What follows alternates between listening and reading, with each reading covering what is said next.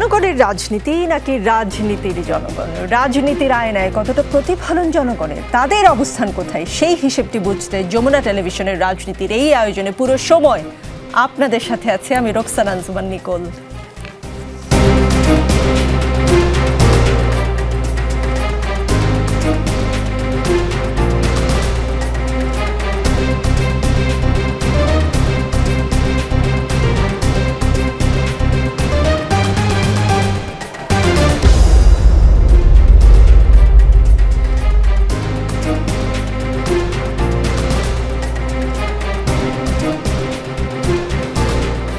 দর্শক, আজকের রাজনীতিতে আমাদের সঙ্গে অতিথি হিসেবে আছেন বিএনপি নেতা আসিফ সিরাজ রাব্বানী, আমাদের সঙ্গে আছেন ফ্রিল্যান্সার জার্নালিস্ট ও অ্যাক্টিভিস্ট সাইয়েদ আব্দুল্লাহ, জাতীয় নাগরিক কমিটির সদস্য মোহাম্মদ মিরাজ মিয়া আছেন আমাদের সঙ্গে, আছেন বাংলাদেশ গণতান্ত্রিক ছাত্র সংসদের সদস্য সচিব জাহিদ আহসান। জাহিদ আহসান, প্রাইভেট বিশ্ববিদ্যালয় শিক্ষার্থীদের রক্তের উপর দাঁড়িয়ে আজ আপনারা বাংলাদেশ গণতান্ত্রিক ছাত্র সংসদের নাম ঘোষণা করলেন, আমাদের মারলেন কেন? সংবাদ সম্মেলনে বলছিলেন বেসরকারি বিশ্ববিদ্যালয়ের এক শিক্ষার্থী, আরেক শিক্ষার্থীকে দেখলাম সাংবাদিকদের বলছেন তাকে তার হাতে কামড়ের দাগ দেখিয়ে বলছেন যে তাকে কামড় দেওয়া হলো কেন, বা তার ভাইয়েরাই আরও যারা নারী শিক্ষার্থী ছিলেন তাদেরকে নানানভাবে হেনস্থা করেছেন। ঢাকা বিশ্ববিদ্যালয়ের শিক্ষার্থীরা কামড় দেওয়া শিখলো কিভাবে, মানে কবে থেকে? আমিও ওই বিশ্ববিদ্যালয়ের শিক্ষার্থী ছিলাম, আমাদের সময় আসলে এই ধরনের ঘটনা কখনোই ঘটেনি। জি ধন্যবাদ। ঢাকা বিশ্ববিদ্যালয়ের শিক্ষার্থী এবং প্রাইভেট বিশ্ববিদ্যালয়ের শিক্ষার্থীদের মধ্যে একটা মারধরের যে বাইনারি গতকালকে আমরা সোশ্যাল মিডিয়াতে এবং বিভিন্ন মাধ্যমে প্রচারিত হতে দেখেছি। গতকালকে বাংলাদেশ গণতান্ত্রিক ছাত্র সংসদের আত্মপ্রকাশ উপলক্ষে ঘটে যাওয়া সেই ঘটনাটি আমাদের কাছে বিষয়টি এমন নয়, এইরকম বাইনারিতে নয় যে ঢাকা বিশ্ববিদ্যালয়ের শিক্ষার্থীদের সঙ্গে প্রাইভেট বিশ্ববিদ্যালয়ের শিক্ষার্থীদের একটি মারধরের কিংবা সংঘর্ষের ঘটনা ঘটেছে। এখানে মূলত একটি ভুল বোঝাবুঝি এবং মিস ইনফরমেশন ছিল, যেটি আজকে প্রাইভেট বিশ্ববিদ্যালয়ের প্রতিনিধিরাও সংবাদ সম্মেলনে পরিষ্কার করেছেন। তারা ভেবেছিলেন এবং তাদের কাছে কেউ একজন এই মিস ইনফরমেশনটি ছড়িয়েছিল যে বাংলাদেশ গণতান্ত্রিক ছাত্র সংসদের যে সাংগঠনিক পরিসর এবং সাংগঠনিক কাঠামো, সেই কাঠামোর মধ্যে বেসরকারি বিশ্ববিদ্যালয়ের ছাত্রদের যথেষ্ট পার্টিসিপেশন নেই। কিন্তু আমরা আমাদের দায়িত্বের জায়গা থেকে গতকালকের আগেও যখন আমরা অনুভব করেছিলাম একটি ছাত্র সংগঠন করাটা প্রয়োজন, রাজনৈতিক ছাত্র সংগঠন, তখন থেকে আমাদের মাথায় এটি ছিল যে বাংলাদেশে বেসরকারি বিশ্ববিদ্যালয়ের ছাত্ররা 17ই জুলাই যখন ঢাকা বিশ্ববিদ্যালয়ের শিক্ষার্থীদেরকে যৌথ বাহিনীর মাধ্যমে হামলা করে ক্যাম্পাস ছাড়া করা হয়েছিল, তারপরে যেমন করে পুরো দেশে আন্দোলন চালিয়ে নেবার দায়িত্বটি বেসরকারি বিশ্ববিদ্যালয়ের ছাত্ররা নিয়েছিল। একই সঙ্গে 5ই আগস্ট গণঅভ্যুত্থান সফল হওয়ার পরেও আমাদের যে পলিটিক্যাল কমিউনিটি, সেই পলিটিক্যাল কমিউনিটির মধ্যেও তাদের একটি অনুপ্রবেশ ঘটেছে। সুতরাং তাদের এই প্রবেশের মাধ্যমে তারা যাতে এখান থেকে কোনোভাবে হারিয়ে না যায়, সেই ব্যাপারটি আমাদের কাছে শুরু থেকেই আমরা অনুভব করছিলাম। সেই হিসেবে তাদেরকে যুক্ত করা হয়েছিল এবং কিন্তু হুট করে কেউ একজন এই ভুল তথ্যটি ছড়িয়ে দেওয়ার কারণে তারা মধুর ক্যান্টিনে আসে, যেখান থেকে আমরা ছাত্র সংগঠনটির আত্মপ্রকাশ করার কথা ছিল, এবং আসার ফলে তারাও কিছু উত্তপ্ত বাক্য বিনিময়, কিছু স্লোগান দেয়। একই সঙ্গে সেখানে ঢাকা বিশ্ববিদ্যালয় সহ আরও অন্যান্য 7 কলেজ, আরও অন্যান্য বিশ্ববিদ্যালয়, চিটং, রাজশাহী, বরিশাল কিংবা আরও অন্যান্য জায়গার ছাত্ররা, পলিটেকনিকের ছাত্ররা ছিল, তারাও ওখানে ছিল। এই যে দুই পক্ষ আমরা যখন ঘোষণা করতে যাব, তখন এক পক্ষ প্রাইভেট বিশ্ববিদ্যালয়ের ছাত্ররা মনে করছে তারা এই ছাত্র সংগঠনটির পার্ট নয়, আর যারা উপস্থিত ছিল তারা মনে করছে আমরা এই ছাত্র সংগঠনের পার্ট এবং এটাকে আমরা ওন করি। এই দুই পক্ষের মধ্যে একটি সংঘর্ষের ঘটনা ঘটেছে এবং আমরা দেখেছি সেখানে ঢাকা বিশ্ববিদ্যালয়ের শিক্ষার্থীরা কেউ মারাত্মকভাবে জখমের শিকার হয়েছেন, আহতের শিকার হয়েছেন। প্রাইভেট বিশ্ববিদ্যালয়ের ছাত্ররা, প্রাইভেট বিশ্ববিদ্যালয়ের ছাত্রীদের পক্ষ থেকে আমরা এরকম অনেকগুলো অভিযোগ পেয়েছি, তারা হেনস্থার শিকার হয়েছেন, মারধরের শিকার হয়েছেন। আমরা গতকাল থেকে এই ব্যাপারটিকে একটি সুরাহার দিকে নিয়ে যাওয়ার জন্য দায়িত্বশীল জায়গা থেকে তাদের সঙ্গে অনেকবার বসেছি, কথাবার্তা বলেছি। আমরা মনে করেছি, আমরা তাদের সামনে খোলামেলা বলেছি যে এই দায়টি ঢাকা বিশ্ববিদ্যালয়ের শিক্ষার্থী কিংবা অন্য যে সকল বিশ্ববিদ্যালয় কলেজের শিক্ষার্থীরা ছিল তাদের নয়। এই দায়টি যদি কাউকে দিতে হয়, সেই দায়টি একান্ত আমি জাহিদ আহসানের সেক্রেটারি হিসেবে আমি নিতে চাই। কারণ আমার উচিত ছিল এই ব্যাপারটিতে তাদেরকে মিস ইনফরমেশনটির ব্যাপারে তাদেরকে পুরোপুরি পরিষ্কার করা, কিংবা আমরা দায়িত্বশীল জায়গা থেকে সেটি বলেছি এবং তারা সেই ব্যাপারটিতে আশ্বস্ত হয়েছেন। তারা আজকে এসেছেন, তারা মনে করেছেন এই ছাত্র সংগঠনের পার্ট তারা। আজকে আমরা কেন্দ্রীয় কমিটির আত্মপ্রকাশ করেছি যে এই ঘটনাটি গতকালকে ঘটে গেছে, সেই বিষয়ে আমরা তদন্ত কমিটি গঠন করেছি। ঘোষণার দিনই হাতাহাতি, মারামারি, কামড়াকামড়ি পর্যন্ত করলেন। ভবিষ্যতের দিনগুলো মানে আপনারা যে এরকমটা করবেন না, তার নিশ্চয়তা কি? মানে আপনি প্রথম দিনই আপনি সকল দায় নিচ্ছেন, যা হয়েছে সেটার জন্য দুঃখ প্রকাশ করছেন, কিন্তু ভবিষ্যতেও যে আপনারা কামড়াকামড়ি থেকে খুনোখুনিও হতে পারে, আমি বলেছি হতে পারে, সেটার নিশ্চয়তা জাতি কি করে পাবে? আচ্ছা দেখুন, আমরা বাংলাদেশ গণতান্ত্রিক ছাত্র সংসদ গঠন করার পিছনে শুধুমাত্র একটি ছাত্র সংগঠন দরকার, ছাত্রদেরকে গ্যাদার করা দরকার, এই আশা আকাঙ্ক্ষা থেকে আমরা ছাত্র সংগঠনটি গঠন করার দিকে পা বাড়াইনি। আমরা বিগত দিনে ছাত্র রাজনীতির নামে ক্যাম্পাসে সহিংসতা দেখেছি, ট্যাগিং এর কালচার দেখেছি, আমরা দেখেছি যে মাদার পার্টির এজেন্ডা বাস্তবায়নের জন্য ছাত্র সংগঠনগুলো সবসময় ক্যাম্পাসে একটি অস্থিতিশীল পরিবেশ বজায় রাখে। আমরা গণরুমের কালচার দেখেছি, গেস্ট রুমের কালচার দেখেছি, এইরকম নানাভাবে আমরা সবসময় দেখেছি ছাত্র সংগঠনগুলো ক্যাম্পাসকে স্থিতিশীলতার বদলে অস্থিতিশীলতার দিকে ঠেলে দিতে চায়। সেখান থেকে উত্তরণের জন্য মূলত আমাদের ছাত্র সংগঠনটির যাত্রা শুরু। সুতরাং আমরা নতুন ধারার আপনারা ছাত্র সংগঠন করতে চান, এটা নিয়ে আপনার কাছে প্রশ্ন আছে, আসবো আমি নতুন ধারার ছাত্র সংগঠন কেমন করছেন, কি করছেন সেটা নিয়ে। সায়েদ আব্দুল্লাহ, আমি একটা স্ট্যাটাস পড়ি, এটা ইংরেজি উচ্চারণের জন্য, মানে স্ট্যাটাসটি ইংরেজিতে, আমি আমার ইংরেজি উচ্চারণের জন্য দর্শকের কাছে আগেই ক্ষমা চেয়ে নিচ্ছি, আমার ইংরেজি উচ্চারণ খুব একটা ভালো না। শেখ শান নামে একজন পোস্ট করেছেন, On July 16, I made this poster for my dear brothers and sisters. আমি আপনাকে দেখাচ্ছি, দর্শকরা মনে হয় না দেখতে পাবেন। তার হাতে একটি পোস্টার, ব্র্যাক ইউনিভার্সিটির সামনে তিনি লিখেছেন All eyes on Dhaka University. তিনি প্ল্যাকার্ড হাতে দাঁড়িয়ে আছেন। That is on July 16. When the police attacked them, it broke my heart and I went out to the streets to protest. I had nothing to do with the quota system. I never intended to apply for a government job or sit for the BCS exam. The only thing that mattered to me at that moment was the injustice against my brothers and sisters. I protested because they were being attacked. But today, this is how they repay our sacrifices. In the past, we stood with them, we supported them, but this is how they strike against us. We have nothing to lose, but they have lost their strongest and biggest ally. এই যে ফাটল একটা ধরেছে, কার লাভ হলো, কার ক্ষতি হলো? ও শেষে তিনি বলেছেন লং লিভ বাংলাদেশ। বাংলাদেশের জন্য কি হলো, ক্ষতি লাভ কোনটা হলো? আচ্ছা, এই ঘটনার প্রেক্ষাপট বলার জন্য আমার কাছে মনে হয় একটা সেলফ এক্সপ্লেনেটরি একটা কনসেপ্টটা বলে রাখাটা ভালো। আমি 2018 সালের কোটা সংস্কার আন্দোলন যখন হয় তখন আমি রাস্তাতেই ছিলাম। 2024 আন্দোলনেও একদম সামনে থেকেই দেখেছি, পার্টিসিপেট করেছি, এবং সব কিছুর পরে আমার একটা আন্ডারস্ট্যান্ডিং যেটা হয়েছে, শহরে এই যে আরবান মিডল ক্লাস, এর একটা বড় অংশ প্রাইভেট ইউনিভার্সিটির স্টুডেন্টরা, তারা যদি এই আন্দোলনে না আসতো, 2018 সালের আন্দোলন স্রেফ যেভাবে একটা কোটা সংস্কার আন্দোলন ছিল, এই 2024 সালের আন্দোলনটাও একই জায়গায় একইভাবেই যেত এবং এটা থেমে যেত। এই যে থামলো না, এই পার্থক্যটা তৈরি করে দিয়েছে প্রাইভেট ইউনিভার্সিটির স্টুডেন্টরা। অনেকভাবে ঢাক গুড় করে নানাভাবে নানা কথা বলা যায়, কিন্তু being a student of Dhaka University, I feel really ashamed যখন তাদেরকে তাদের প্রাপ্য স্টেকটাকে প্রথম থেকেই ইগনোর করা হয়েছে। ইয়েস, অবশ্যই আমাদের ছোট ভাই তার কথা শুনে আমি কিছুটা আশ্বস্ত হচ্ছি যে তাদেরকে মূল্যায়ন করা হচ্ছে, এটা খুবই চমকপ্রদ ঘটনা, আমি এটাকে সাধুবাদ জানাই। কিন্তু কথাটা হলো, এটা কি শুধু আজকের ঘটনা? আগস্ট মাস থেকে শুরু করে প্রত্যেকটা জায়গায় তাদের এই আক্ষেপের জায়গাটা ছিল, এবং যেটা সত্য কথা বুক ফুলেই বলা উচিত। যদি আমরা ডানে বামে চলে যাই, তাহলে নতুন বন্দোবস্তের তো কোনো কিছু হলো না। ওই বিভিন্ন ক্ষেত্রে সত্যকে ইগনোর করার যে কালচার, সেটাই তো টিকে থাকলো। প্রাইভেট ইউনিভার্সিটির স্টুডেন্টরা, আমি যেটা ফিল করি, তার কথা 100% সঠিক। ওই স্টেটমেন্ট যেটা সে দিয়েছে, পোস্ট করেছে, কারণ তারা তো বিসিএস এর জন্য খুবই কম সংখ্যক মানুষ বসে, ইনফ্যাক্ট বসেই না। প্রাইভেট ইউনিভার্সিটির স্টুডেন্টদের তাহলে এই আন্দোলনে ঢোকার ইনসেন্টিভটা কোথায় ছিল?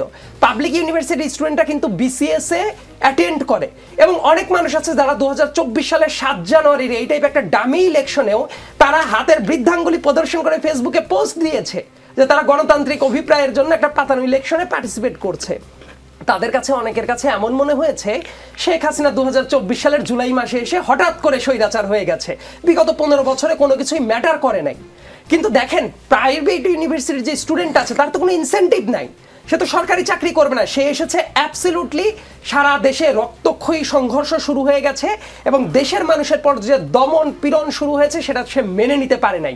আমার এখনো মনে পড়ে 17 তারিখে যখন হলটা ফাঁকা হলো, আমরা তো রাস্তায় ছিলাম, বিভিন্ন ক্ষেত্রে দেখেছি ব্র্যাক ইউনিভার্সিটির স্টুডেন্টরা সকালবেলা থেকে যে পরিমাণ পুলিশের নিপীড়ন ফেস করছিল। এই যে বসুন্ধরাতে প্রত্যেকটা প্রাইভেট ইউনিভার্সিটি যেভাবে নেমে এসেছিল, এরা যদি না নেমে আসতো, এই আন্দোলনটা কোটা সংস্কার আন্দোলনের ভেতরে সীমাবদ্ধ হয়ে থাকতো।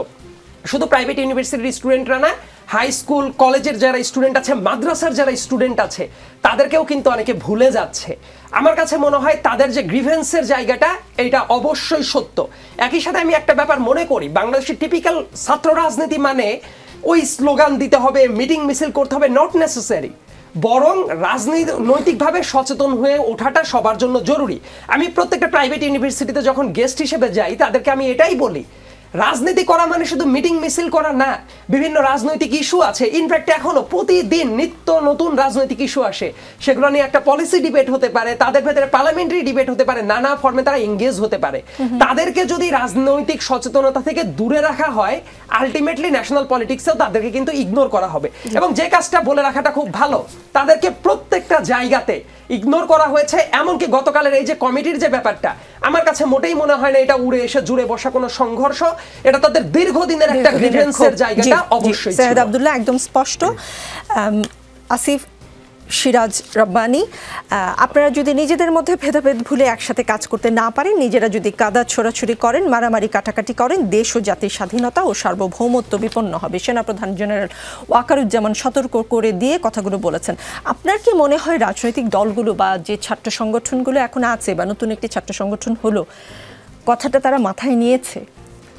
আমি প্রথমে ৭১ এবং ২৪-এর গণ অভ্যুত্থানের শহীদদের শ্রদ্ধার সাথে স্মরণ করে শুরু করতে চাই।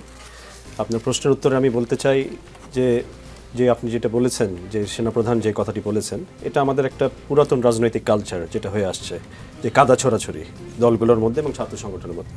তো যখন আমরা তরুণ সমাজ, সে যে দলেরই হোক, দলমত নির্বিশেষে যে তরুণ সমাজের যখন আমরা কথা বলি, তখন আমরা যেটা বলতে চাই যে নতুন রাজনৈতিক বন্দোবস্ত, যেটা আমার ভাই একবার বলেছেন, তো নতুন রাজনৈতিক বন্দোবস্ততে আমরা কি অ্যাডাপ্টেবিলিটি বা কি চেঞ্জেস নিয়ে আসছি, এটাই কিন্তু জনগণ আমাদের থেকে প্রত্যাশা করে এবং আশা করে।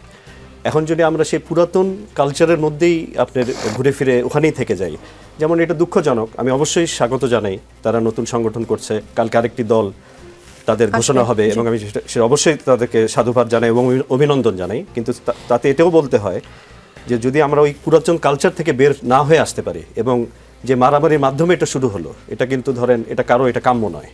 আমরা চাই যে আগামীতে, এবং যেখানে প্রাইভেট ইউনিভার্সিটির কথা আসছিল, আমরা যদি আন্দোলনের দিকে ফিরে যাই, ২৪-এর যে আন্দোলনটা আমরা দেখেছি, এখানে অবশ্যই ঢাকা ইউনিভার্সিটি থেকে আন্দোলনটা সূত্রপাত ঘটেছিল, বাট আমরা কিন্তু দেখেছি এরপরে আন্দোলনটা যখন ডাই ডাউন করছিল, তখন কিন্তু বেসরকারি বিশ্ববিদ্যালয়ের ছাত্ররাই কিন্তু আন্দোলন ধরে রেখেছিল, এবং যেই সব অভিজাত এলাকায় আমরা কখনো জানতামও না যে এই ধরনের একটি শক্তিশালী আন্দোলন হওয়া সম্ভব, আমরা কিন্তু দেখেছি যে এইসব ইউনিভার্সিটিতে কী ধরনের আন্দোলন জনগণ কিন্তু প্রত্যক্ষ করেছে। কিন্তু যখন আমরা দেখছি ছাত্র যে সংগঠন যারা তৈরি করছেন, সেখানে কেন জানি মনে হচ্ছে যে এইসব প্রাইভেট বিশ্ববিদ্যালয়ের ছাত্ররা কিছুটা বৈষম্যের শিকার। তারা যদি এই বৈষম্যটা অ্যাড্রেস করেন, তাহলে আমার মনে হয় এটা তাদের জন্য ভালো হবে। প্ল্যাটফর্মের নাম বৈষম্য বিরোধী ছাত্র আন্দোলন, কিন্তু সেখানে বৈষম্য দেখছি। তাই আমি একটু এখানে শেষ করি, যে যেটা বলা হয়, যে একটি প্রভাব আছে, মর্নিং শোজ দ্য ডে, এই প্রভাবটা যেন তাদের জন্য প্রযোজ্য না হয়, আমি সেটাই কামনা করছেন আপনি। জি, আমাদের সঙ্গে জাহিদ হাসান আমাদের বাংলা মোটর সেন্টার থেকে যুক্ত আছেন। জাহিদ হাসান, শেষ খবর যেটা পেয়েছি, শেষ খবর পাওয়া পর্যন্ত জাতীয় নাগরিক পার্টি, যেটা আগামীকাল আসছে এবং আপনারা খুব ব্যস্ত, যে কারণে আপনি আসলে আমাদের হেড অফিস পর্যন্ত আসতেও পারলেন না, দুঃখিত, মোহাম্মদ মিরাজ মিয়া, আমি নামটা ভুল করেছি, দুঃখিত। মিরাজ মিয়া, শেষ খবর যেটা পেয়েছি, নাহিদ ইসলাম আহ্বায়ক, আক্তার হোসেন সদস্য সচিব, নাসিরউদ্দিন পাটোয়ারি মুখ্য সমন্বয়ক, সার্জিস আলম উত্তরাঞ্চলের মুখ্য সংগঠক, হাসনাত আবদুল্লাহ দক্ষিণাঞ্চলের মুখ্য সংগঠক, এইরকম একটি পদ মানে ডিস্ট্রিবিউশন হচ্ছে, সেটা আমরা পেয়েছি। যদি আপনার কাছে বাড়তি কোনো তথ্য থাকে আপনি দিতে পারেন। 1 থেকে 5 কোনো নারীর নাম নেই, অথচ আন্দোলনের শুরু থেকেই আপনাদের সামনে ঢাল হয়েছিল ছাত্রীরা। এখন তাহলে আপনাদের আর ঢালের প্রয়োজন নাই, তাই তো? সময় মানে খারাপ সময়টা আপনারা পার করে ফেলেছেন। আরেকটা বিষয় একটু খুব জানতে ইচ্ছা করে, আহত কেউ নেই, শহীদ পরিবারের কেউ কি আছে?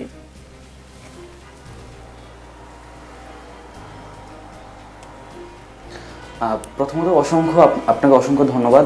আমরা যেটা বলছি যে আজকে আপনারা সংবাদ মাধ্যম থেকেও আমরাও যেটা আমরা দেখেছি, যে আমাদের যে নতুন অর্গানোগ্রামের কথা বলা হচ্ছে, আগামীকাল যে নতুন দলটি আসতে যাচ্ছে, সেটি হচ্ছে, আপনারা জানেন যে নতুন দল বাংলাদেশকে উপহার দেওয়ার জন্য আমরা সেটি বারবার বলে এসেছি, বৈষম্য বিরোধী ছাত্র আন্দোলনের নেতৃত্বে এবং জাতীয় নাগরিক কমিটির উদ্যোগে একটি দল আমরা বাংলাদেশকে উপহার দেব। এই ক্ষেত্রে নতুন একটি দল উপহার দেওয়ার ক্ষেত্রে আমরা বৈষম্য বিরোধী ছাত্র আন্দোলন এবং জাতীয় নাগরিক কমিটি মিলে একটি পার্টি প্রিপারেটরি আমরা একটা কমিটি গঠন করি, যে কমিটিতে বৈষম্য বিরোধী এবং নাগরিক কমিটির দুটি সংগঠনেরই আমরা সদস্য যারা ছিলাম তারা ছিলাম। এখন আমরা হচ্ছে দফায় দফায় অনেকবার হচ্ছে আমরা যৌথভাবে আমরা মিটিং করে আমরা বারবার সিদ্ধান্তে এসেছি যে আমাদের এই রাজনৈতিক দলটি কিভাবে অনেক বেশি ইনক্লুসিভ হওয়া যায়, কিভাবে নারীদের সামনের কাতারে নিয়ে আসা যায় এবং কিভাবে একটি সুন্দর এক সুতায় একটি মধ্যপন্থী রাজনৈতিক দল উপহার দেওয়া যায়। একটু জানতে চাই, একটু দুঃখিত মাঝখানে থামাচ্ছি, নারীদেরকে সামনে নিয়ে আসা যায় মানে আপনারা নিয়ে আসবেন? জি জি। কেন? নারীরা তো সামনেই ছিল আন্দোলনে, এখন কেন আপনাদেরকে সামনে নিয়ে আসতে হবে? না আমাদের যে নতুন রাজনৈতিক জি জি জি নারীরা আমি আমাকে প্রথম যে প্রশ্নটি করেছিলেন যে আমাদের নতুন যে অর্গানোগ্রামটি আজকে আপনারা মানে জানতে চাচ্ছিলেন যে কোনো নতুন ইনফো আছে কিনা, সেটির ব্যাপারে আমরা একটা ইনফো দিচ্ছি যে আমাদের যে পার্টি প্রিপারেটরি যে কমিটিটি আছে সেখানে আমরা ভোটাভুটির মাধ্যমে আসলে শীর্ষ পর্যায়ে কারা থাকা যায় সেটির ব্যাপারে আমরা সিদ্ধান্ত নিয়েছি। দ্বিতীয়ত হচ্ছে আমরা বলছি যে এই যে আন্দোলন, এই আন্দোলনে আসলে নারীরা সামনের কাতারে রয়েছে, মানে নারীদেরকে আন্দোলনে আমরা দেখেছি যে নারীদেরকে সামনে দিলে ভালো হয়, এই আইডিয়া থেকে বের হয়ে একজন নারীকে নারী হিসেবে না দেখে, একজন প্রাইভেট ইউনিভার্সিটির একজন শিক্ষার্থীকে সেকে প্রাইভেট ইউনিভার্সিটির শিক্ষার্থী হিসেবে না দেখে আমাদের এখানে এমন একটা ফেয়ার সিস্টেম ডেভেলপ করা যে ফেয়ার সিস্টেমে একজন ব্যক্তি সে হচ্ছে যেই ধর্মেরই হোক না কেন, সে আসলে যে লিঙ্গেরই হোক না কেন, সে যে গোষ্ঠীরই হোক না কেন, সে সোশ্যাল ক্লিভেজের যেখানেই অন্তর্ভুক্ত থাকুক না কেন, সেজন্য আসলে যোগ্যতার ভিত্তিতে একটি ফেয়ার সিস্টেমের মাধ্যমে এই রাজনৈতিক দলে সে আসতে পারে। তো এই ধরনের একটি ফেয়ার সিস্টেম আমরা ডেভেলপ করার চেষ্টা করছি। দ্বিতীয়ত হচ্ছে আপনি যদি জাতীয় নাগরিক কমিটির দিকে তাকান, সেখানে আপনি যদি জাতীয় নাগরিক কমিটির বর্তমানে 187 জন সেন্ট্রাল মেম্বার রয়েছে, এই 187 জন সেন্ট্রাল মেম্বারে আপনি যদি ডাটা অ্যানালাইসিস করেন, এখানে আপনি দেখবেন যে প্রাইভেট ইউনিভার্সিটির অসংখ্য শিক্ষার্থী এখানে আছে। এখন একজন প্রাইভেট শিক্ষার্থী সেও বলছে যে আমি আসলে একজন প্রাইভেট শিক্ষার্থী হিসেবে আমাকে নতুন দলে রাখতে হবে, এটি আমি চাই না। একইভাবে একজন মাদ্রাসা শিক্ষার্থী সেও বলছে যে আমি এই নতুন দলে একজন মাদ্রাসার শিক্ষার্থীর প্রতিনিধি হিসেবে আমি দলে থাকতে চাই না। একজন নারী যারা ছিল তারা বলছে আমি নারী হিসেবে যে নারীদেরকে দলে সামনের দিকে না রাখলে কেমন দেখা যায়, এই হিসেবে আমি দলে থাকতে চাই না। আমরা চাই যে যোগ্যতার ভিত্তিতে এই যে নতুন যে রাজনৈতিক দলটি আসছে এটি বাংলাদেশের ইতিহাসে একটি ব্রেক থ্রু ঘটবে, যে ব্রেক থ্রুতে আসলে আমরা একটা মেরিটোক্রাসি এবং একটি ফেয়ার সিস্টেম ডেভেলপ করা। এই ফেয়ার সিস্টেম বলতে আসলে পার্টির মধ্যে যে ইন্ট্রা পার্টি ডেমোক্রেসি বা পার্টির ভেতরকার ডেমোক্রেসি, যেটা বাংলাদেশের এক্সিস্টিং রাজনৈতিক দলগুলোর মধ্যে নেই, যে কারণে আমরা একটা ফেয়ার সিস্টেম ডেভেলপ করার চেষ্টা করছি এবং মেরিটোক্রাসির গুরুত্ব দেওয়ার চেষ্টা করছি। এবং আমরা আশাবাদী যে নতুন যে রাজনৈতিক দলটি আহ্বায়ক কমিটির মাধ্যমে আগামীকাল ঘোষিত হতে যাচ্ছে, সেখানে প্রাইভেট ইউনিভার্সিটি থেকে শুরু করে বাংলাদেশের সকল ক্লিভেজকে অন্তর্ভুক্ত করে, সকল গোষ্ঠীকে অন্তর্ভুক্ত করে একটি ইনক্লুসিভ এবং হচ্ছে গণতান্ত্রিক একটি নতুন রাজনৈতিক দল আত্মপ্রকাশ করতে যাচ্ছে। এবং এটি আমরা এনশিওর দিতে পারছি যে আমরা এখানে একটি মেরিটোক্রাসি এবং ফেয়ার সিস্টেমকে আমরা ডেভেলপ করছি। জি জি, উত্তর স্পষ্ট। জাহিদা হাসান, নতুন রাজনৈতিক বন্দোবস্তের কথা বলছিলেন, কেন আবু বাকের মজুমদার গণতান্ত্রিক ছাত্র সংসদের আহ্বায়ক? মানে তিনি কি সবার কাছে গ্রহণযোগ্য? তিনি যে সবার কাছে গ্রহণযোগ্য, মানে এটা কিভাবে আপনারা প্রমাণ করলেন? আপনাদের কমিটি কোন প্রক্রিয়ায় হলো, কোন গণতান্ত্রিক প্রক্রিয়ায়? তাহলে ভোটাভুটি কেন হলো না? আপনারা তো মানে যেটা বলছিলাম যে আপনাদের বিরুদ্ধে বৈষম্য তৈরির অভিযোগ, কেন তাহলে? আচ্ছা, আমরা যখন গণতান্ত্রিক ছাত্র সংসদ তৈরি করবার বা একটি রাজনৈতিক ছাত্র সংগঠন গঠন করবার উদ্যোগ নিলাম, তখন বাংলাদেশের প্রায় সকল শিক্ষা প্রতিষ্ঠানের শিক্ষার্থীরা যারা আগে থেকে আমাদের সঙ্গে যুক্ত ছিল, জুলাই গণঅভ্যুত্থানের খাতিরে, জুলাই গণঅভ্যুত্থানে যেভাবে আমরা একদম একত্রিত ছিলাম, আমরা তাদের সবার সঙ্গে প্রাথমিকভাবে আলোচনা করি এবং তাদের থেকে আমরা নানা রকম ইনপুট গ্রহণ করি। আমরা অনেকগুলো কমিটি ভাগ করি, কারা এই ছাত্র সংগঠনের লিটারেচার কাজ করবে, কারা বিভিন্ন পক্ষের সঙ্গে আলোচনা করবে, লিয়াজু করবে, এবং কারা মূলত সার্চ কমিটি হিসেবে কাজ করবে। বিভিন্ন জায়গা থেকে, বিভিন্ন প্রতিষ্ঠান থেকে, পাবলিক, প্রাইভেট, মাদ্রাসা, বিভিন্ন বিশ্ববিদ্যালয় থেকে কিভাবে ছাত্রদেরকে অ্যাকোমোডেট করবে, এরা যারা সার্চ কমিটি ছিল। এবং এরপরে আমরা নেতৃত্ব গঠনের প্রক্রিয়াটিতে যেটি করেছি, যারা সার্চ কমিটি কে গঠন করেছে, এইটি আমরা নিজেদের বোঝাপড়ার মধ্যে দিয়ে গঠন করেছি। আমরা এইখানে তরুণরা একসাথে বসেছি, আমাদের মধ্যে কথা হয়েছে, ডিবেট হয়েছে, এরপর আমরা একটা সিদ্ধান্তে পৌঁছেছি। কখনো কখনো আমরা কম্প্রোমাইজ করেছি, স্যাক্রিফাইস করেছি, এর মধ্যে দিয়ে আমরা সিদ্ধান্তে পৌঁছেছি। যখন নেতৃত্বের প্রশ্ন এসেছে, আমরা এখানে প্রথমে ঠিক করেছি যে অর্গানোগ্রামটা কীভাবে হবে, কতগুলো পদ থাকবে। এরপর আমরা দেখেছি সেই পদগুলোতে কারা নেতৃত্বে আসতে চায়, আমরা সেই সকল ব্যক্তিবর্গকে এক জায়গায় নিয়ে এসেছি, তারা নিজেদের মধ্যে বসে আলোচনা করেছে এবং আলোচনার মাধ্যমে মূলত সমাধান হয়েছে। দেখুন, আমি সদস্য হিসেবে নির্বাচিত হয়েছি, আমার সঙ্গে আরও 3 জন প্রতিদ্বন্দ্বী ছিলেন, মোট 4 জন ছিলাম আমরা যখন বসছি, আমাদের মধ্যে ডিবেট হয়েছে যে আমি কেন সদস্য সচিব হলে এই সংগঠনটির জন্য সবচেয়ে ভালো, অথবা আমার পলিটিক্যাল লিগেসি কী। এর মাধ্যমে তারা মনে করেছেন এইখানে আর যে বাকি দুইজন ছিল তাদের থেকে তারা বেশি যোগ্য, তারা দুইজন এখান থেকে প্রার্থিতা প্রত্যাহার করেছেন, তারা অন্য পদে যাওয়ার আশা প্রকাশ করেছেন। বাকি যে দুইজন ছিলেন, আমি এবং আমার সঙ্গে আরেকজন ছিলেন, আমরা দুইজন আবার বসে দীর্ঘ আলোচনার মাধ্যমে মনে করেছি যে তিনি মনে করেছেন আমার জন্য এই জায়গাটা কাজ করার জন্য সহজ এবং এর জন্য সংগঠনের ভালো হবে, তিনি এই জায়গাটাকে স্যাক্রিফাইস করেছেন। এবং আমরা এই প্রথমে যখন যারা লিডারশিপে আসতে চেয়েছে তাদের মধ্যে আলোচনা হয়েছে, এরপরে মোটামুটি যারা আমাদের সঙ্গে যুক্ত ছিলেন, প্রাইভেট, পাবলিক, মাদ্রাসা, তাদের সবার সঙ্গে পাবলিক স্ফিয়ারে যে লিডারশিপ যারা লিডারশিপে আসতে চায় তারা আলোচনা করে এই সিদ্ধান্ত নিয়েছে আপনারা এই ব্যাপারে একমত কিনা। প্রত্যেকের নাম ধরে ধরে আবু বকর মজুমদার, আমার নাম, আরও যারা আছে লিডারশিপে, ঢাকা ইউনিভার্সিটি এবং সেন্ট্রাল কমিটির প্রত্যেকের নাম ধরে ধরে জিজ্ঞেস করা হয়েছে যে অমুক ব্যক্তি এই দায়িত্ব নিতে চান, আপনারা তার ব্যাপারে কারো কোনো সিঙ্গেল পার্সনের কোনো অবজেকশন আছে কিনা। পাবলিক স্ফিয়ারে বসে ঘোষণা দিয়ে নেতৃত্ব নির্বাচন করা হয়েছে। এটি আপনি আমাদের সঙ্গে সাংগঠনিক পরিসরে যুক্ত যে কাউকে জিজ্ঞেস করলে পাবেন। বাংলাদেশে অন্য কোনো ছাত্র সংগঠনে এইভাবে পাবলিক স্ফিয়ারে যারা ছাত্র সংগঠনে কাজ করবেন তাদের সবার সম্মতি নিয়ে লিডারশিপ নির্বাচিত এর আগে বোধহয় আর হয়নি। আমরাই সেই সংস্কৃতির প্রথম শুরু করেছি।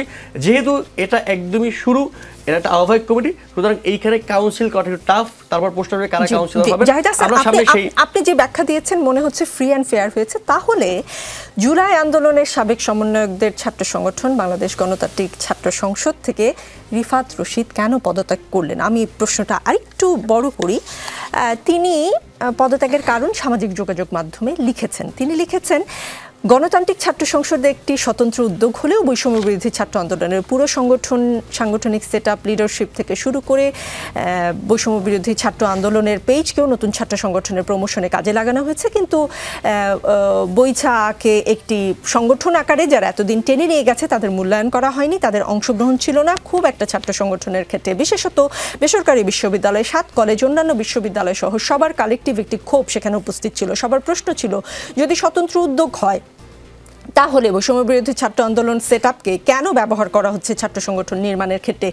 এই প্রশ্নটাই বারবার করা হয়েছে। সেই প্রশ্ন অনেকেরই উত্তর দিবেন নিশ্চয়ই জাহিদ। সেই সঙ্গে আরেকটু বলতে চাই, এছাড়া তিনি লিখেছেন তার ওই পোস্টে, অভ্যুত্থানের পর সবাই যখন টকশো করে বেরিয়েছে, থানা, ডিসি অফিস, সচিবালয়ে ঘুরেছে, বিভিন্ন পলিটিক্যাল স্ফেয়ারে, অ্যাম্বাসিতে গিয়েছে, বিদেশে ডেলিগেট হয়ে স্পিচ দিয়ে বেরিয়েছে, আমি তখন প্রাইভেট ইউনিভার্সিটিগুলোতে গিয়েছি, ঢাকার অলিগুলিতে গিয়েছি। এইটা আমার রাজনৈতিক অ্যাম্বিশনেরই অংশ। অভ্যুত্থানের পর আমি এই অ্যাম্বিশনের পথেই হেঁটেছি, এইটা আমার চয়েস ছিল। আচ্ছা, তাহলে বাকিদের চয়েস ছিল অফিস, সচিবালয়, থানা, ডিসি অফিস ঘুরে বেড়ানো, তার মানে যা রটে তার কিছুটা হলেও বটে। জি জাহিদ।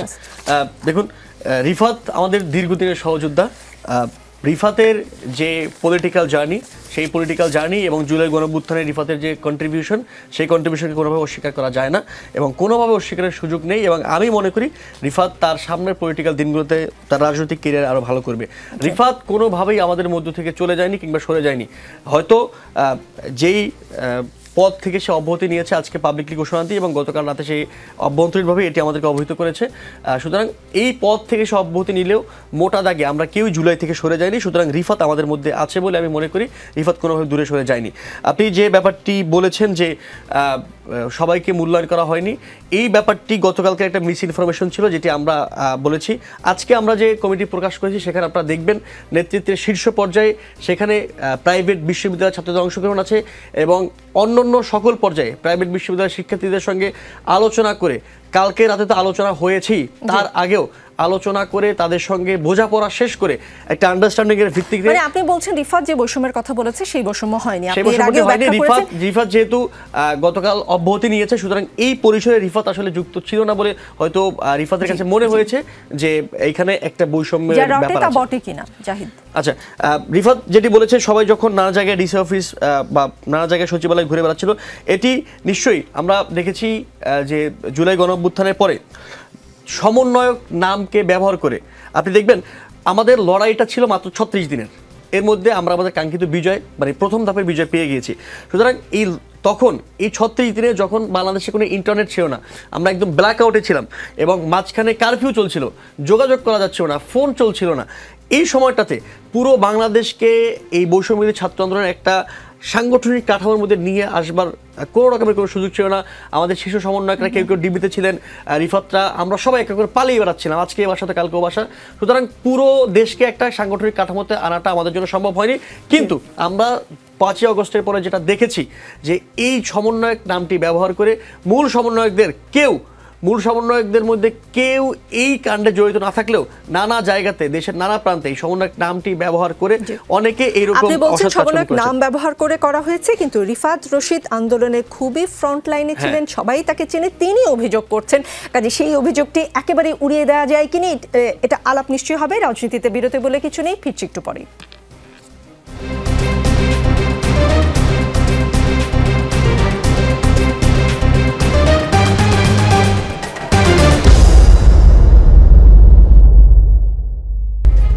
দর্শক দেখছেন রাজনীতি। সায়েদ আব্দুল্লাহ সেনাপ্রধান জেনারেল ওয়াকারুজ্জামান রাওয়া ক্লাবে বেশ কিছু গুরুত্বপূর্ণ কথা বলেছেন আমি সতর্ক করে দিচ্ছি, পরে বলবেন না যে আমি আপনাদের সতর্ক করিনি। তিনি যেসব কথা বলেছেন সেগুলো সরাসরি প্রধান উপদেষ্টা বা অন্যান্য উপদেষ্টাদেরও হয়তো তিনি বলেছেন, অথবা বলতে পারেননি বা বলেননি কিছু একটা। গণমাধ্যম উপস্থিত আছে জেনেও তিনি তার কথাগুলো বলেছেন, মন খুলে কথা বলেছেন। সেনাপ্রধান কি চেয়েছেন যে জনগণ বিষয়গুলো জানুক, সতর্ক থাকুক? আমার কাছে দুইটা পার্সপেক্টিভ আছে। উনি কথাটা যে জায়গা থেকে বলাটা শুরু করেছিলেন, ডেফিনেটলি একটা ঐতিহাসিক দিন ছিল, মানে দুঃখজনক একটা দিন। 25শে ফেব্রুয়ারি আমাদের ওই পিলখানার যেটা ট্র্যাজেডি, যেটা দিবস, সেনা শোক দিবস, যেটা ওই উপলক্ষে তার বক্তৃতাটা শুরু করেন। সেই জায়গায় নানা ধরনের কথা বলেন।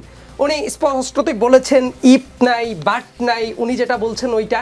তবে তার কথা ইপ বা বাট আছে কিনা সেই জায়গায় তর্ক করা যায় বিভিন্ন ক্ষেত্রে, পজিটিভ নেগেটিভ, এক একজনের এক একটা পার্সপেক্টিভ থাকতে পারে। আমি ওই জায়গাটা বাদ দিয়ে আমার কাছে মনে হচ্ছে ওই ভাষণের সবচেয়ে সিগনিফিক্যান্ট যে জায়গাটা ছিল সেটা ইপ বা বাটের ওই জায়গাটা না, কারণ ওটা বিচারাধীন ব্যাপার।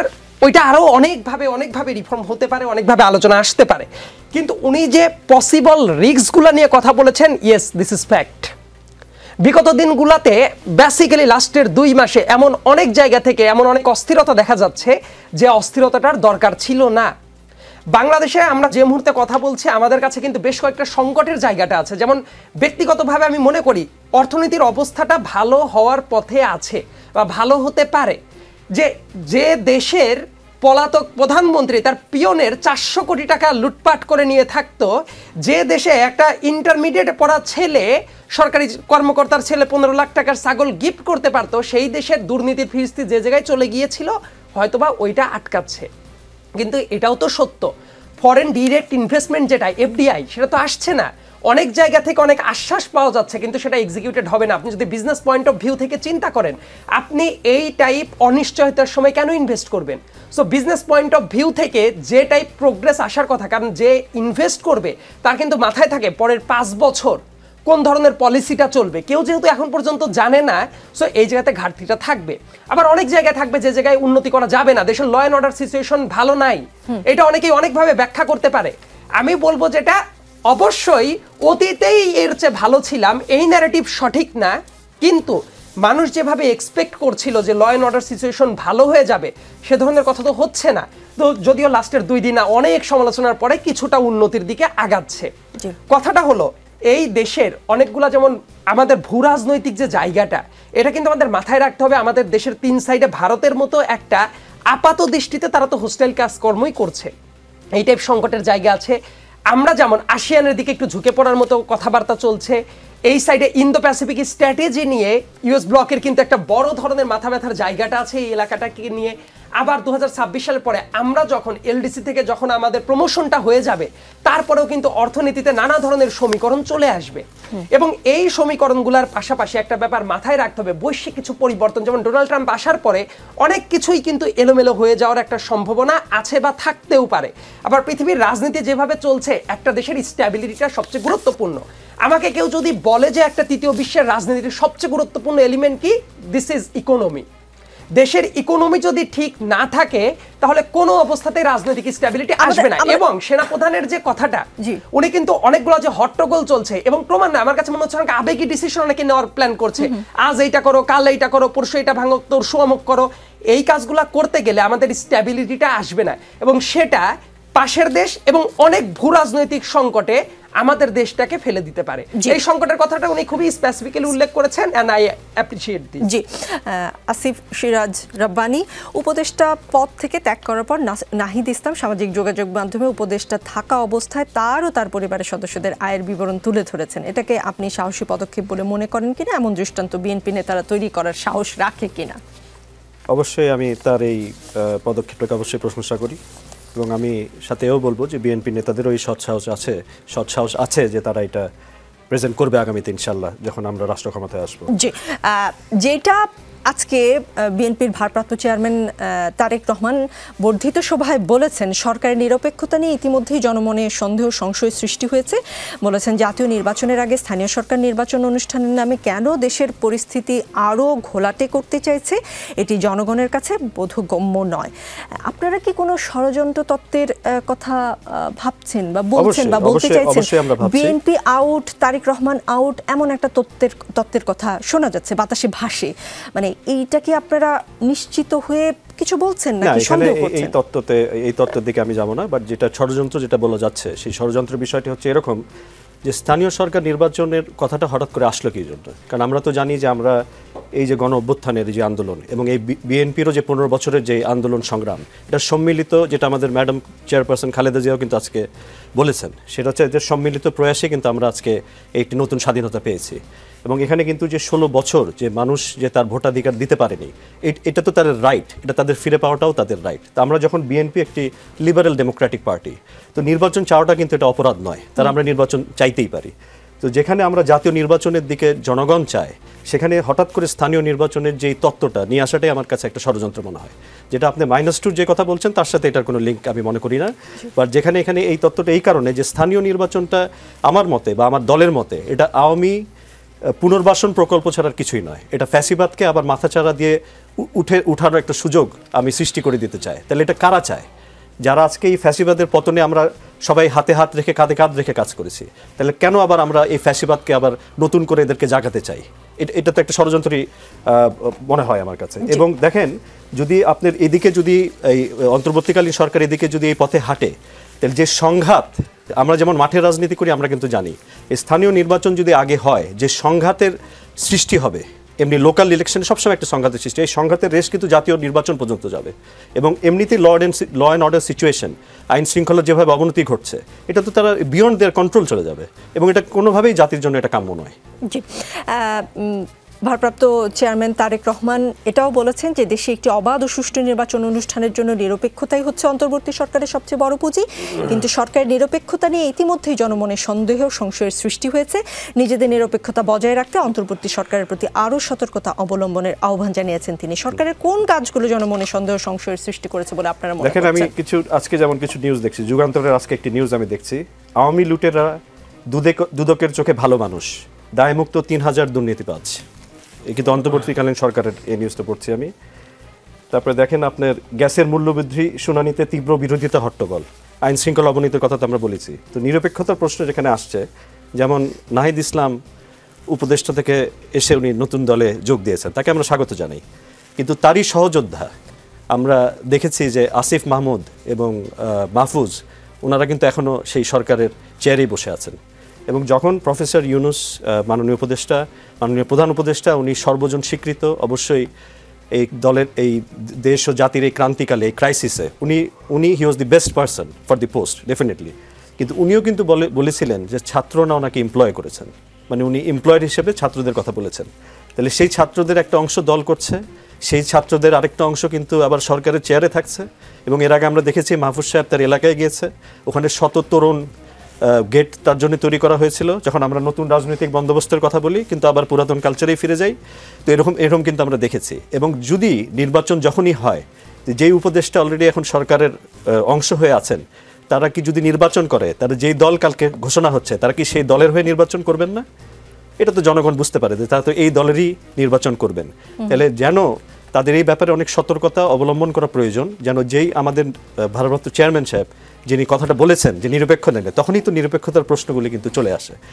নিরপেক্ষ নির্বাচন করতে হলে তো আপনাকে সেই নিরপেক্ষতা বজায় রাখতে হবে। সেই ক্ষেত্রে যদি ওই ছাত্রদের, এবং উনি কিন্তু বলেছেন, উনি ওনার বক্তব্যে বলেছেন, প্রধান উপদেষ্টার বিবৃতি উনি উল্লেখ করেছেন। উনি বলেছেন প্রধান উপদেষ্টা যত বক্তব্য বিবৃতি দিয়েছেন সেটা উনি সবসময় জাতীয় নির্বাচনের পক্ষে, এবং ডিসেম্বরে একটি টাইমলাইনও কিন্তু উনি সেট করেছেন। যদি আমরা এখনো নির্বাচনী রোডম্যাপ দেখতে পারিনি, বাট উনি কিন্তু বারবার তার বক্তব্যে বলেছেন, এটা আমাদের মাননীয় চেয়ারপারসন উনি কিন্তু বলেছেন, ভারপ্রাপ্ত চেয়ারম্যান। কিন্তু উনি কিছু উপদেষ্টার কথা উল্লেখ করে বলেছেন যে তাদের যে বক্তব্য কিন্তু বিভ্রান্ত ছড়াচ্ছে। যেমন যারা বলছেন স্থানীয় নির্বাচন আগে করার বিষয়ে, যারা আবার একজন বের হয়ে দল করছেন, দুজন থেকে যাচ্ছেন। তাহলে এগুলোই তো নিরপেক্ষতার যে জায়গাটি, সেটা তাদের অ্যাড্রেস করা আমার মনে হয় প্রয়োজন। জি, মোহাম্মদ মিরাজ মিয়া 2007 সালে ডক্টর মোহাম্মদ ইউনূস একটি দল করেন, নাম নাগরিক শক্তি। 2025-এ আপনারা যে দলটি করবেন, আগামীকাল ঘোষণা হবে, সেটার নাম জাতীয় নাগরিক কমিটি। আপনারা কি ওই নামটি থেকে কোনোভাবে ওই নামটি দিয়ে প্রভাবিত হয়েছেন, নাকি এটা একটা কাকতালীয় বিষয়?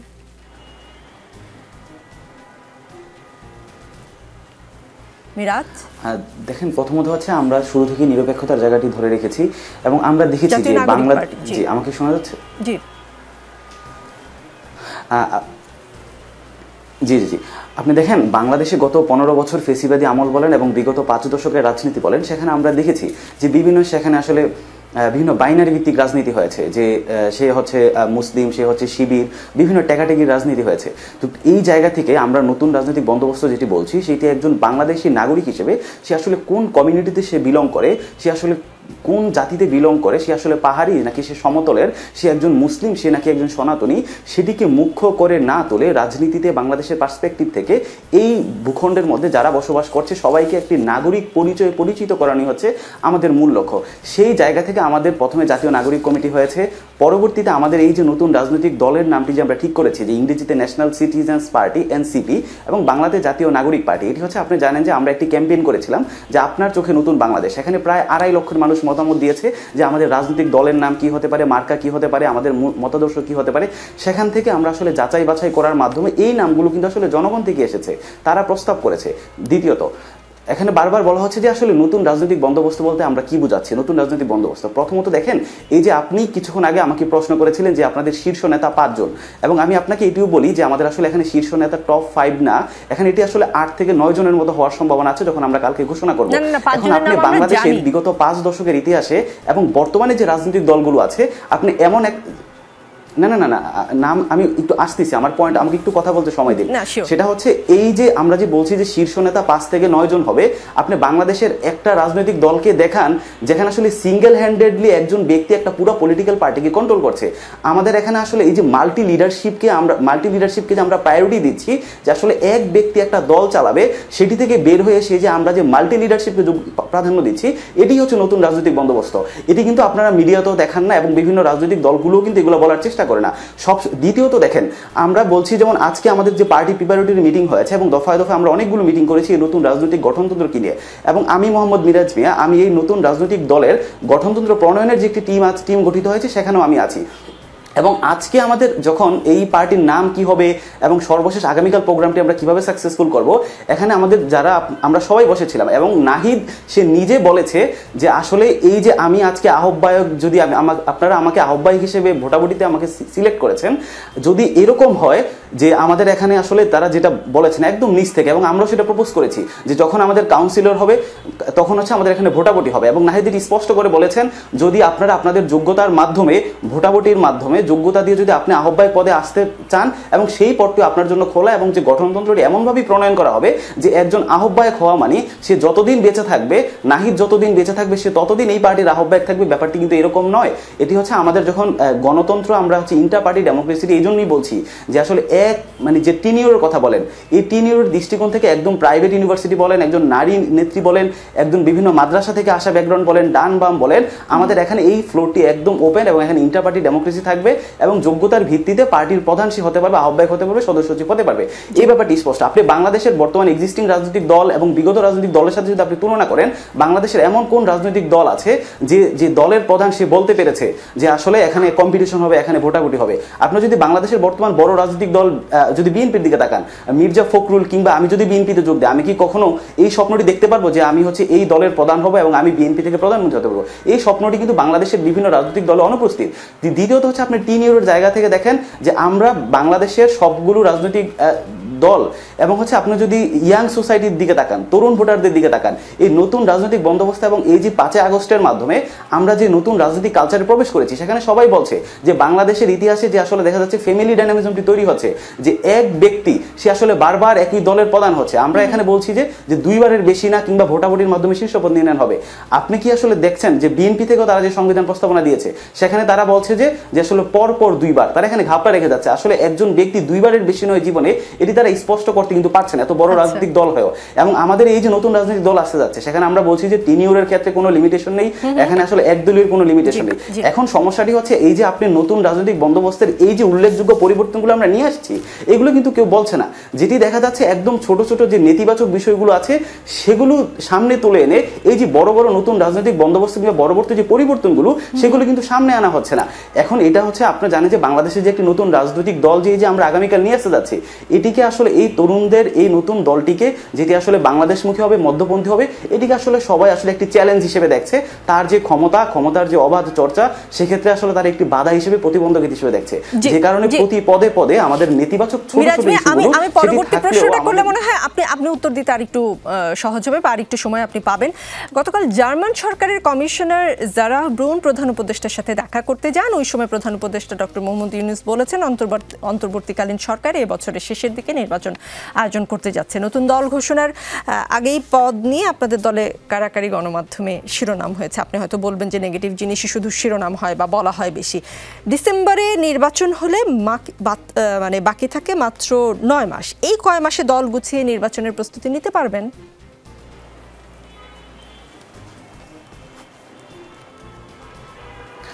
দেখেন, নতুন একটি রাজনৈতিক দল গঠন করা মানেই হচ্ছে যে এই না যে আমাকে এই বছরই ক্ষমতায় যেতে হবে বা আমাকে এই বছরই দায়িত্বে যেতে হবে।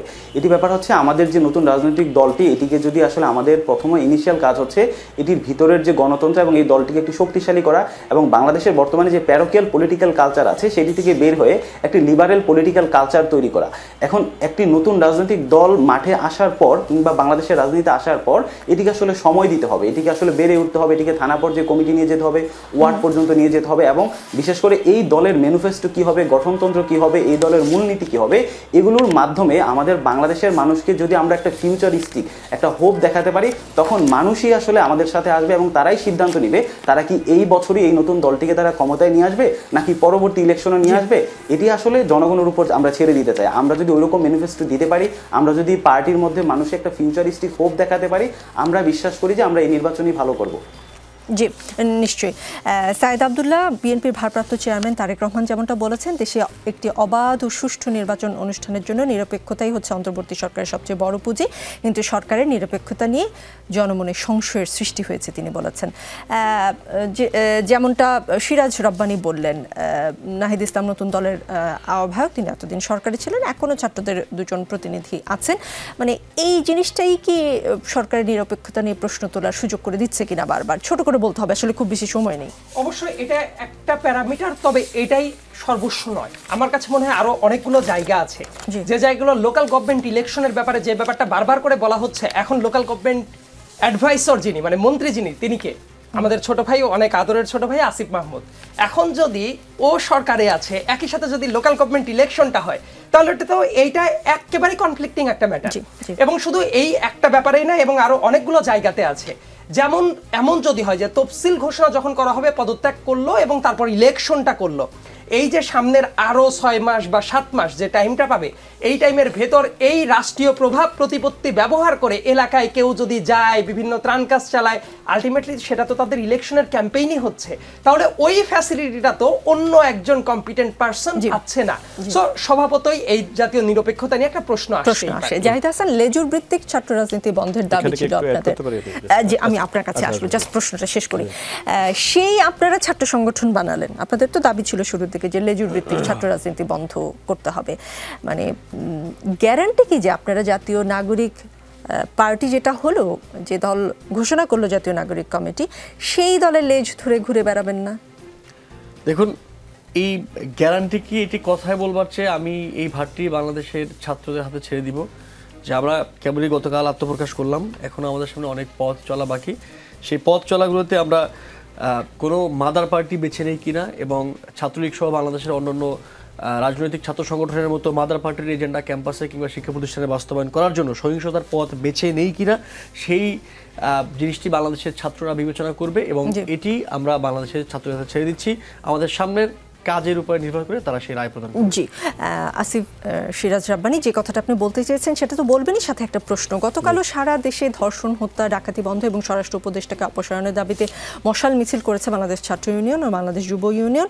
এর আগে বেসরকারি বিশ্ববিদ্যালয়, বিভিন্ন কলেজ, সরকারি বিশ্ববিদ্যালয়ের শিক্ষার্থীরা বিক্ষোভ করে। স্বরাষ্ট্র উপদেষ্টা বলেছেন পরিস্থিতি স্যাটিসফ্যাক্টরি।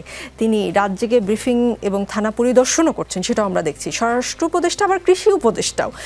তাকে হর্টিকালচার সেন্টারে আমরা গিয়ে দেখি যে তিনি কৃষকের শীতল ঘর, মিনি কোল্ড স্টোরেজ কার্যক্রম ও খামারি অ্যাপের উদ্বোধনও তিনি করছেন। সেখানে গিয়ে তিনি বলছেন মাটির উপরের অংশ কেটে নিয়ে কৃষি জমি ধ্বংস করা হচ্ছে। মানে আচ্ছা, যিনি কৃষি জমির উপরিভাগ কে কেটে ফেললো সেটি দেখবেন, আবার তিনি আবার কোথায় খুন হলো, ডাকাতি হলো, ছিনতাই হলো তা বন্ধ করতে কাজ করবেন, সেটা কি সম্ভব কিনা? এটা সম্ভব না। ওটা আসার আগে আমি জাস্ট একটু ভাইয়ের সাথে একটু কথা বলতে চাই। যেহেতু আসিফ মাহমুদের কথাটা উনি নিয়ে আসছেন যে এলজিআরডি মিনিস্ট্রির বিষয়টাই, হয়তো উনি যখনই জাতীয় সংসদ নির্বাচন হবে তার আমরা ধরে নিই যে তার অনেক আগেই উনি হয়তো পদত্যাগ করে আসবেন, কিন্তু এলজিআরডি মিনিস্ট্রি যখন উনি যতদিন আছেন, এলজিআরডি মিনিস্ট্রি আপনারা যদি বিগত সময় দেখেন, এটা সরকারের সবচেয়ে প্রভাবশালী নেতা বা সাধারণত দেখা যায় সাধারণ সম্পাদক বা মহাসচিব কিন্তু এই পদটা এই মিনিস্ট্রিটা তার আন্ডারে যায়। কারণ হচ্ছে যেখানে উন্নয়নের সাথে কিন্তু একটা পলিটিক্যাল এজেন্ডা বাস্তবায়ন করা হয় উন্নয়ন প্রকল্পগুলোর সাথে। তো উনি যতটুকু সময় ওই চেয়ারে থাকবেন, যতটা উন্নয়ন কিন্তু এর সাথে কিন্তু একটা পলিটিক্যাল এজেন্ডাও বাস্তবায়ন করা হবে, সেখানেই কিন্তু নিরপেক্ষতা প্রশ্নটা বারবার চলে আসে। আর আপনি যে কথাটা পরে বলছিলেন, তো এটা অনেকটা ওই Jack of all trade master of নান, অনেকটা এরকম দেখা যাচ্ছে আর কি। আমি মনে করি স্বরাষ্ট্র এমন একটি সেন্সিটিভ ইস্যু এবং আইন শৃঙ্খলার অবনতি যে পর্যায়ে একটি শোচনীয় অবস্থায় চলে গিয়েছে, সেই ক্ষেত্রে আমার মনে হয় এখানে আলাদা এমফাসাইজ দিয়ে আলাদা ফোকাসের প্রয়োজন। এবং যা হচ্ছে প্রতিদিন, এবং আমরা এতটা অবনতি কিন্তু কখনো আগে লক্ষ্য করিনি। তো এই জায়গাটা আমার মনে হয় সরকার চরম ব্যর্থতার পরিচয় দিচ্ছে এবং এখানে তাদের খুবই খুবই সতর্কতা, এবং এখানে আমি আশা করব মাননীয় প্রধান উপদেষ্টা উনি নিজে এই জায়গাটি নজর দিবেন। জি, অনেক ধন্যবাদ সবাইকে। রাজনীতিতে শেষ কথা বলে কিছু নেই, চলতে থাকবে। আগামী রবিবার রাত ৯টায় আবারও দেখা হবে। ভালো থাকবেন।